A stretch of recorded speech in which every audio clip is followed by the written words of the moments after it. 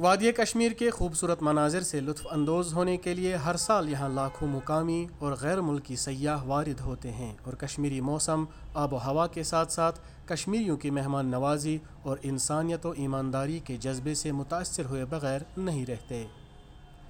ایمانداری، انسانیت نوازی اور بھائی چارے کی مثالیں آئے روز خبروں کی زینت بنتی رہتی ہیں۔ وہیں حالیہ دنوں شہر آفاق سیاحتی مرکز پہلگام میں ایک گھوڑے بان نے راجستھان سے آئے ایک سیاح کا لاکھوں روپے مالیت کا کنگن واپس لوٹا کر انسانیت و ایمانداری کی صدیوں پرانی روایت و مثال کو زندہ رکھا۔ جب ہم یہاں سے بائی سارن وہ سواری لے کے گیا تھا، جب ہم واپس لوٹے راستے میں ہم نے ایک بریسلیٹ اٹھایا۔ جب ہم واپس آیا تھا ادھر ہم نے اپنی دوستوں کو اور پریزیڈنٹ کو دکھایا میرے پاس یہ بریسلیٹ ہے، اگر کوئی ڈھونڈ رہا ہے میرے پاس لے کے آنا تھا۔